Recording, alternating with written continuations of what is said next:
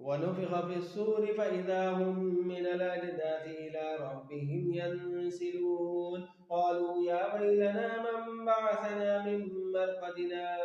هذا ما وعد الرحمن وصدق المرسلون إن كانت إلا صيحة واحدة فإذا هم جميع لدينا محضرون فاليوم لا تظلم نفس شيئا ولا تجزون إلا ما كنتم تعملون إن أصحاب الجنة اليوم في شغل فاكهون هم وأزواجهم في ظلال على الأرائك متكئون لهم فيها فاكهة ولهم ما يدعون سلام قولا من رب رحيم وامتازوا اليوم أيها المجرمون ألم أعهد إليكم يا بني آدم ألا تعبدوا الشيطان إنه لكم عدو مبين وأن اعبدوني هذا صراط مستقيم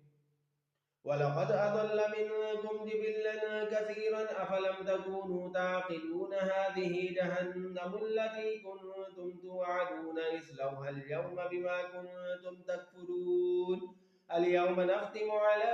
أفواههم وتكلمنا أيديهم وتشهد أرجلهم بما كانوا يكسبون ولو نشاء لطمسنا على أعينهم فاستبقوا الصراط فأنا يبصرون ولو نشاء لمسخناهم على مكانتهم فما استطاعوا مضيا ولا يرجعون ومن نعمره ننكسه في الخلق أفلا يعقلون وما علمناه الشعر وما ينبغي له إن هو إلا ذكر وقرآن مبين لينذر من كان حيا ويحق القول على الكافرين أولم يروا أنا خلقنا لهم مما عملت أيدينا أنعاما فهم لها مالكون وذللناها لهم فمنها ركوبهم ومنها يأكلون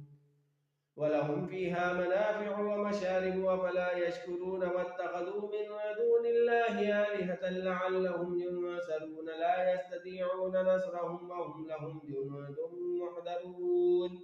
فلا يحزنك قولهم إنا نعلم ما يسرون وما يعلنون ولم ير الإنسان أنا خلقناه من نطفة فإذا هو خصيم مبين وضرب لنا مثلا ونسي خلقه قال من يحيي العظام وهي رميم قل يحييها الذي أنشأها أول مرة وهو بكل خلق عليم الذي جعل لكم من الشجر الأخضر نارا فإذا أنتم منه توقدون وليس الذي خلق السماوات والأرض بقادر على